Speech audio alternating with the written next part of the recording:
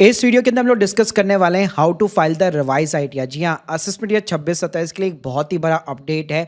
अब आपके पास में बहुत टाइम है रिवाइज आइडिया फाइल करने के लिए, लेकिन हाँ, पेनल्टी ज़रूर पे करनी पड़ेगी। तो कितनी पेनल्टी लगेगी, प्लस रिजीम से क्या आप चेंज कर सकते हो, यानी आप न्यू से क्या ओल्ड के अंदर जा सकते हो, क्या क्या इंपॉर्टेंट कंडीशन है, स्टेप बाय स्टेप पोर्टल के ऊपर क्या आपको कहाँ पे ध्यान रखना है, कैसे रिवाइज फाइल होगी, करेक्टिव आइडिया कैसे फाइल होगी, तो डिटेल के अंदर वीडियो होगा। तो प्लीज़ पूरा वीडियो यहाँ पे ज़रूर देखिएगा। वीडियो को स्टार्ट करने से पहले बताना चाहूंगा, अगर आप प्रोफेशनल एक्सपर्ट की यहाँ पे हेल्प लेना चाहते हैं, link in the description box and you can trust वो 1700 प्लस रिव्यू। और अगर आप सीखना भी चाहते हैं तो you can join our master class also. तो देखो, रिवाइज आईटीआर होती क्या है, पहले वो बात कर लेते हैं। तो जब भी आप एक ओरिजिनल आईटीआर या बी रिलेटेड आईटीआर फाइल करते हैं और उसमें कोई भी यहाँ पे अगर आपसे मिस्टेक हो गई होती है, यानी ई वेरीफाई करने के बाद में कोई मिस्टेक हो गई, मान लीजिए उसका इंटीमेशन लेटर भी आ गया, तो स्टिल आपके पास में चांसेस है कि आप अपनी ओरिजिनल आईटीआर के अंदर जो भी मिस्टेक हुई है आपसे, वो आप करेक्ट करके रिवाइज आईटीआर यहाँ पे फाइल कर सकते हो। तो इसके लिए एक सेक्शन होता है, सेक्शन 139 सबसेक्शन 5, उसके अंदर आपको फाइल करनी पड़ती है। और जैसे आप रिवाइज आईटीआर फाइल करते हैं, आपकी वो ओरिजिनल आईटीआर से रिप्लेस हो जाती है, मतलब जो रिवाइज आईटीआर होगी वही यहाँ पे वैलिड मानी जाएगी। अब रिवाइज आईटीआर कौन कौन सी सिचुएशन के अंदर एप्लीकेबल है, तो कोई भी सिचुएशन हो, चाहे गलत आईटीआर फॉर्म सेलेक्ट हो गया हो, ज्यादा इनकम दिखा दी, कम इनकम दिखा दी, टीडीएस का रिफंड ज्यादा क्लेम कर लिया, कम क्लेम कर लिया, या टैक्स का पेमेंट नहीं किया, कैपिटल गेन नहीं दिखाया, तो कोई भी अगर आपकी मिस्टेक है, सारी मिस्टेक आप रिवाइज आईटीआर में ठीक कर सकते हो। अब फाइल कैसे करनी है उसका स्टेप जानने से पहले ना, रिवाइज की आईटीआर की लास्ट डेट जान लो आप। तो अगर आप 31 दिसंबर 2026 के पहले अगर आप रिवाइज करना चाहते हैं, तो आपको कोई भी एडिशनल फीस, कोई भी आपको पेनल्टी वगैरह कुछ भी देने की जरूरत नहीं है।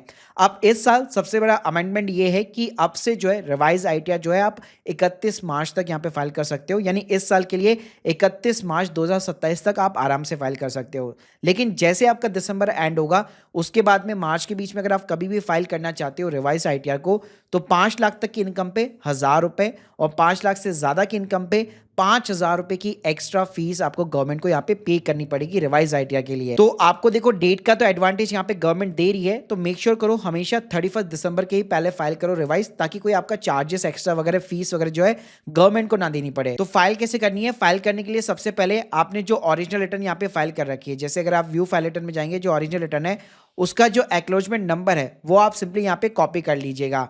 साथ में जिस डेट को आपने आईटीआर फाइल की है वो डेट आप याद रखिएगा। उसके बाद में आपको अगेन ई फाइल सेक्शन में जाना है, income tax return, file income tax return, आपको वही 26-27 सेलेक्ट कर लेना है, ऑनलाइन मोड सेलेक्ट करना है, स्टार्ट न्यू फाइलिंग, स्टेटस जो आपका इंडिविजुअल रहेगा। उसके बाद में देखिए, आईटीआर के फॉर्म को आप चेंज कर सकते हैं, जरूरी नहीं कि पहले आईटीआर 1 फाइल किया था तो अब भी मैं आईटीआर 1 करूंगा, मैं चाहो तो आईटीआर 2 फाइल कर सकता हूँ, 3 फाइल कर सकता हूँ।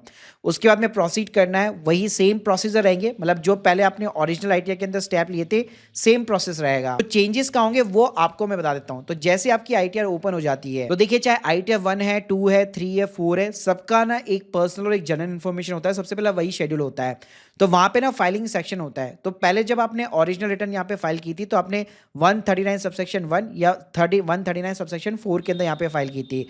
अब रिवाइज फाइल करना चाहते हैं, वैसे तो सिस्टम अपने आप सेलेक्ट कर लेगा बाय डिफॉल्ट ही कि आप रिवाइज फाइल कर रहे हो आइडेंटिफाई करके, लेकिन फिर भी अगर सेलेक्ट नहीं करता तो आपको हमेशा यही वाला ऑप्शन यहाँ पे जो है सेलेक्ट कर लेना है। साथ में जैसे ही रिवाइज आईटीआर का ऑप्शन आप सेलेक्ट करोगे ना, नीचे एक टैब खुल जाएगा, रिसिप्ट नंबर और date of filing of original return, जो मैंने आपको स्टार्टिंग के अंदर कॉपी कराया था। तो देखो, वैसे तो सिस्टम यहाँ पे अपने आप ही रिसिप्ट नंबर डाल देगा, लेकिन अगर नहीं डालता है तो जो एक्नॉलेजमेंट नंबर हम लोगों ने कॉपी किया था ना, वही डिट्टो यहाँ पे आपको पेस्ट मार देना है। प्लस जिस डेट को आपने फाइल की थी वो मैंने बताया था आपको डेट याद रखनी है, तो वो डेट आपको मेंशन कर देनी है। बस ये 2 चीजें करने के बाद में भाई आप अपनी इनकम के अंदर कुछ भी यहाँ पे चेंजेस करो, इंक्रीज करो, डिक्रीज करो, व्हाटएवर जो मर्जी करना है करो आप। यानी जैसे आपने ओरिजिनल रिटर्न यहाँ पे फाइल की थी, डिट्टो वही का वही पूरा यहाँ पे प्रोसेस होगा, उसके अंदर कोई चेंजेस नहीं होगा।